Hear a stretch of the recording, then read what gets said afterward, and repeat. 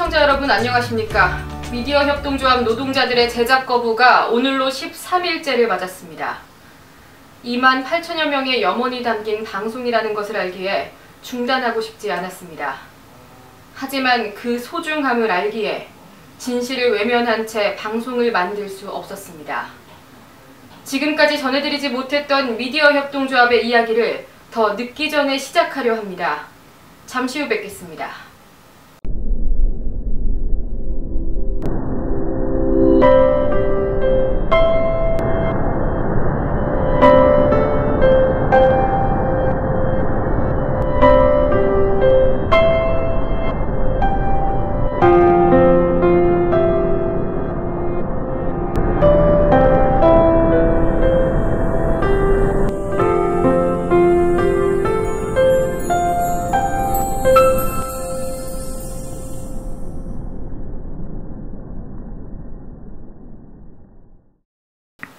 지난달 20일 오전 미디어 협동조합 직원들에게 한 통의 이메일이 발송됐습니다.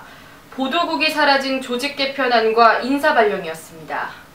방송 개편 TF 논의가 진행되는 동안 경영진이 국민TV의 유일한 방송 뉴스를 폐지하려 한다는 의혹이 제기되었는데요. 이러한 의혹들이 제기됐던 이유를 짚어봤습니다. 사무국이 준비한 방송 개편 TF 논의 안건입니다. 뉴스K 폐지가 첫 번째 사안으로 적혀 있습니다. 기존 방송사 뉴스 보도 프로그램과의 차별화에 실패했고 투입량 대비 산출량이 저조하다는 것이 주요 이유입니다. 사무국의 TF안은 지난 6월 17일 국민카페 온에어에서 열린 제1차 TF 대토론회에서 발표됐습니다. 토론회에 참석한 보도국 직원들이 이 안건에 대해 항의하자 조상훈 국장은 현재 포맷의 뉴스K는 폐지한다는 것이라고 덧붙였습니다. 하지만 방송 개편 TF가 사실상 뉴스K 폐지 수순이라는 의혹은 본격적인 TF 논의가 진행되기 전부터 제기됐습니다. 지난 6월 8일 방송 제작 인원들에게 TF 구성 취지를 설명한 고우 제작국장 대행은 서영석 이사장이 뉴스K 폐지 의견을 밝히면서 TF를 꾸리게 됐다고 말했습니다. 서 이사장이 취재 인력을 인터넷 뉴스 위주로 배치하고 나머지 인력은 보이는 라디오에 투입시켜야 한다고 말했다는 것입니다. 지난 6월 열린 TF 대토론회 현장에서도 비슷한 주장이 제기됐습니다. 이 자리에서 임대웅 라디오국장 대행은 서영석 이사장이 뉴스K 폐지를 전제로 TF를 제안했다는 취지의 발언을 했습니다. 이에 대해 김정일 이사와 조상훈 사무국장은 티타임에서 했던 얘기라며 사적인 발언 정도로 의미를 수습했습니다. 서 이사장은 토론회에 앞서 미디어 협동조합 홈페이지 게시판을 통해 뉴스K 존속 여부를 주요 이슈로 규정했습니다. 이런 가운데 조상훈 사무국장은 뉴스K에 대해 지극히 경영적인 입장에서 아웃풋이 부족하다는 평가를 내렸습니다. 소속국에 상관없이 다양한 의견을 개진하자는 명분하에 경영진에 의한 보도 편성 침해가 우려되는 상황이 된 것입니다.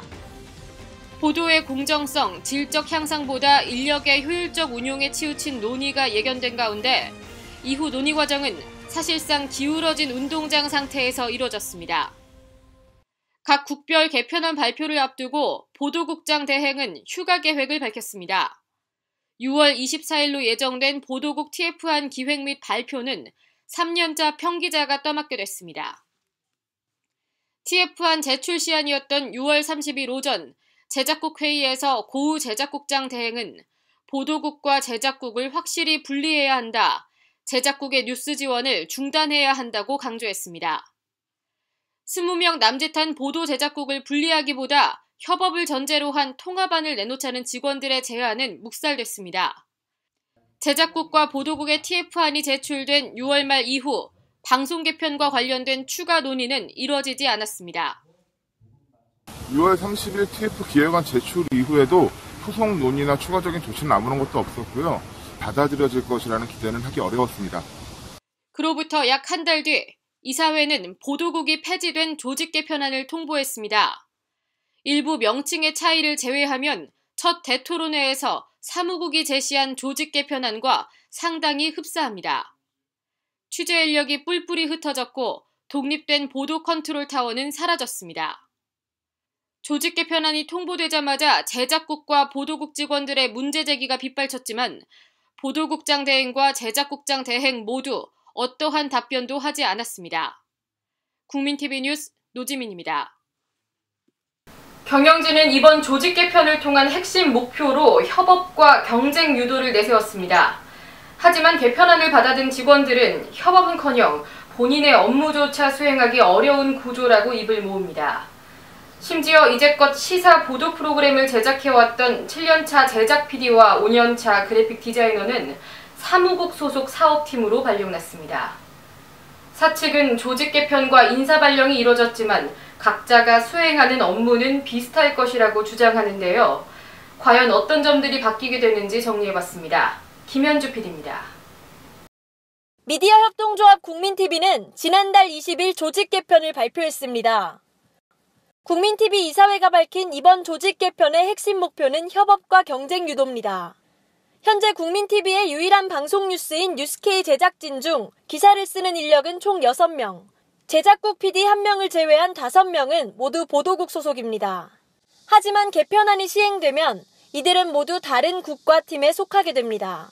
이 가운데 기자 2명은 보이는 라디오 팀으로 발령났습니다. 취재 인력뿐 아니라 보도 그래픽을 담당해온 디자이너 4명도 2명, 1명, 1명으로 나뉘어 각각 다른 국, 다른 팀에 배정됐습니다. 5년차 디자이너 1명은 사무국 사업팀으로 출근해야 합니다. 달라진 것은 조직 구성만이 아닙니다. 뉴스K 제작진 사이의 물리적인 거리 역시 멀어졌습니다. 제작국 뉴스 제작팀은 9층, 뉴미디어국 뉴스 취재팀은 6층으로 업무 공간이 배정됐습니다. 한 프로그램을 만드는 제작진이 별도의 공간에서 근무하게 된 겁니다. 그동안 뉴스K 제작진은 빠듯한 인력과 제작 시간을 고려해 9층 내부에서도 소속 국장, 기자, 촬영기자 등의 물리적 거리를 가깝게 배치했습니다. 이동 거리를 최소화해 불필요한 시간 소모를 줄이고 의견 조율을 쉽게 하기 위해서입니다. 하지만 개편안이 시행되면 업무 공간이 각기 다른 층에 위치해 있어 이동 시간이 추가적으로 발생합니다. 제작에 필요한 영상 공유 시스템 역시 9층에만 구축돼 있습니다. 영상을 공유하고 방송을 송출하기 위한 시스템이 6층에는 없기 때문에 수차례 6층과 9층을 왔다 갔다 해야 하는 상황이 생기는 겁니다. 영상 제작물에 들어가는 CG, 자막, 아니면은 기자가 필요한 어떤 사진, 자료 이런 것들도 다 그 영상 공유 시스템에서 실시간으로 공유가 되고 그런 과정을 통해서 제작된 결과물이 또 그 영상 공유 시스템에 들어가고 그래서 거기서 이제 최종적으로 송출하는 그 구조에서도 저희가 안 그래도 제작 시간이 굉장히 이제 쫓기면서 제작을 하고 있는 상황에서 그런 6층하고 9층이라는 그런 물리적인 거리에서 생기는 그런 시간적 누수가 무시할 수 있는 수준의 그런 부분은 아닌 것 같아요. 제작국 기술감독은 영상 아카이브 시스템을 다시 구축하려면 100만 원 안팎의 비용이 발생한다며 개편 때문에 시스템을 다시 구축하는 것은 비효율이라는 입장입니다. 납득이 가지 않는 부분은 이뿐만이 아닙니다. 보이는 라디오가 시작할 때부터 제작을 담당해온 7년차 제작 PD는 보도 제작국을 통틀어 시사보도와 관련한 방송 제작 경험이 가장 많지만 시사보도와는 연관이 없는 사업 관련 부서로 쫓겨났습니다. 국민TV 사무국장은 기자들에게 조직 개편안을 설명하면서 이들이 수행하는 업무가 달라지는 건 아니라고 밝혔습니다. 그렇다면 사측은 왜 조직 개편을 단행하고 뉴스K 제작진의 물리적 거리를 떨어뜨렸는지 의문입니다. 제작국장과 보도국장 직무대행은 자신들도 이러한 조직 개편안을 당일 아침에야 통보받았다며 결정에 관여하지 않았다고 주장하고 있습니다. 국민TV 뉴스 김현주입니다. 지난달 국민TV 경영진의 중식당 기자 간담회 기억하십니까? 기자들 불러다 회사 돈으로 고액 식사 대접했다는 비판이 제기되자 사측은 이런 해명을 내놨습니다. 식사비를 내기로 했던 조상훈 사무국장이 지갑을 안 가져와서 법인카드로 먼저 계산한 뒤 회사 계좌에 돈을 넣었다. 간담회 현장에 있었던 기자들은 당시 사측에 평소에는 법인카드를 잘 쓰지 않는다는 점을 강조했다고 전합니다. 또한 조 국장은 거듭 식사를 거절한 최모 기자에게만 제 개인 돈으로 사드리겠다라는 말을 했다고 하는데요. 김현주 PD가 중식당 기자간담회의 의문점들을 짚어봤습니다. 서울 서교동에 있는 한 중식당입니다. 미디어협동조합 국민TV 경영진은 지난달 27일 이곳에서 기자간담회를 열었습니다. 참석한 기자는 총 5명. 사측에서는 서영석 이사장, 김정일 이사, 조상훈 사무국장 등 3명이 참석했습니다. 사측이 준비한 메뉴는 게살 버섯 스프, 연어 샐러드, 유산슬, 탕수육, 팔보채, 짜장 또는 짬뽕 등이 나오는 런치 A코스로 가격은 1인당 29,000원입니다. 참석자 8명 중 기자 1명이 식사를 하지 않아 식사비는 7명분인 203,000원이 나왔습니다. 간담회 비용은 서영석 이사장에게 지급된 법인카드로 계산됐습니다. 사측이 한 끼 식사비로 쓴 203,000원은 1년차 기자 월급의 12%에 달합니다. 간담회 다음날 PD저널에서 사측이 직원들의 업무 복귀와 중징계를 언급하면서 비싼 식사를 기자들에게 대접하는 것에 대해 문제를 제기하자 경영진은 뒷수습에 나섰습니다.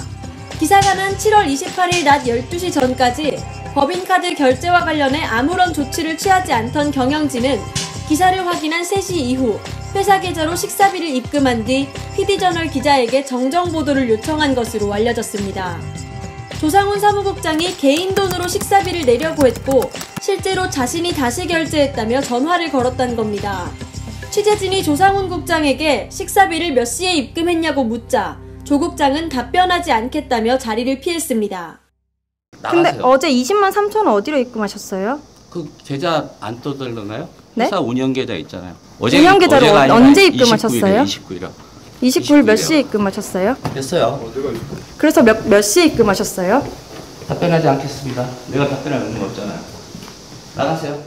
서영석 이사장도 조합 홈페이지와 자신의 SNS에 조상훈 국장이 지갑을 갖고 오지 않아 법인카드로 결제했고 조 국장이 조합에 입금했다는 사실을 확인만 했다면 오보를 하지 않았을 거라며 PD저널 기자를 웃기는 기레기로 비하했습니다.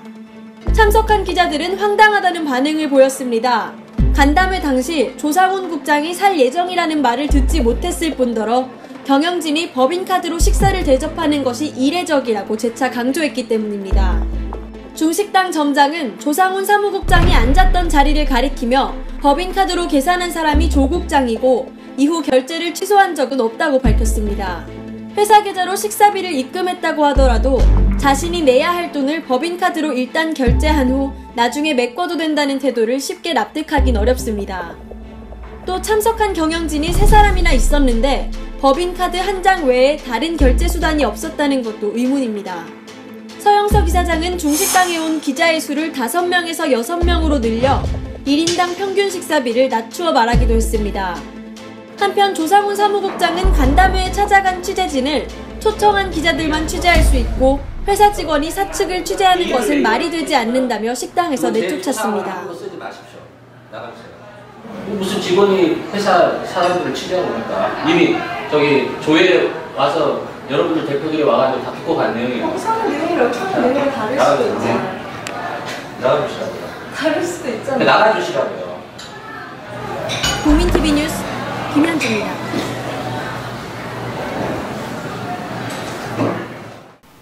미디어협동조합 사원증에는 직원들이 환하게 웃고 있는 상반신 사진이 새겨져 있습니다. 고용 형태나 직급이 달라도 모두가 같은 형태의 사원증을 사용해왔습니다. 하지만 언제부턴가 일부 비정규직 직원들에게는 얼굴 없는 스태프 카드가 발급됐습니다. 왜 이런 변화가 생긴 걸까요? 강혁진 기자가 보도합니다. 국민TV 직원들에게 지급되는 사원증입니다. 앞면에는 사진이, 뒷면에는 직원 이름과 당사 사원임을 증명한다는 문구가 적혀 있습니다. 작년 9월 전 직원에게 지급된 이 사원증은 정규직, 비정규직에 상관없이 동일한 디자인과 내용으로 제작됐습니다. 하지만 지난 6월부터 비정규직 직원에게는 사원증 대신 출입증이 지급됐습니다. 출입증에는 본인 식별이 가능한 사진과 이름이 빠지고 스태프라고만 명시되어 있습니다. 당사 사원임을 증명한다는 문구는 당사 출입이 가능한 사원임을 증명한다고 바뀌었습니다. 카드 한 장만으로 정규직, 비정규직 여부가 확연히 드러나게 된 겁니다. 이 같은 변화는 사무국의 지시에서 비롯됐습니다. 지난 5월 국민TV 사무국은 한 디자이너에게 정규직 직원에게는 사원증을, 비정규직 직원에게는 출입증을 발급해달라고 요청했습니다. 다른 비정규직 직원이 들어와도 재활용하기 위해서입니다. 담당 디자이너는 이미 사원증을 배부받은 비정규직 직원들이 있고 출입증을 받게 될 직원들이 차별을 느낄 수 있다는 문제를 제기했지만 사무국에서는 안타깝다는 대답만 돌아왔습니다. 심지어 사무국은 출입증 3장을 새로 디자인하기 위해 22만원을 추가로 지출했습니다. 22만원이면 15,000원 상당의 사원증을 14장 발급할 수 있는 돈입니다. 결국 3명의 비정규직 직원들은 정규직 직원들과 달리 본인 식별이 불가능한 출입증을 받았습니다. 3명 중 2명은 사원증 제작에 필요한 사진 촬영까지 마친 상태였습니다. 국민TV 뉴스 강혁진입니다. 노조 불인정, 조직 개편과 인사 발령, 대자보 철거와 직원 징계. 미디어 협동조합에서 일어난 모든 사안들은 이사회의 의결이 없었다면 이루어질 수 없었습니다. 상임이사직으로서 출퇴근까지 하는 이사장의 경우 실질적인 권한과 책임이 더욱 막중할 수밖에 없겠지요. 8월 29일 그만둘 이사장, 이사들 숫자만 늘면 사임할 기회만 노리고 있는 이사진이라는 이사장의 말. 과연 직원과 조합원들이 이 말을 어떻게 받아들여야 할까요? 자신에게 권능이 주어지지 않았다고 말하는 이사장을 보며 오랜만에 이 말을 다시 꺼내들게 됩니다. 그러한 인식대로라면 이사진은 책임이 없습니다. 자격 또한 없습니다. 뉴스 마치겠습니다. 시청해주신 여러분 고맙습니다.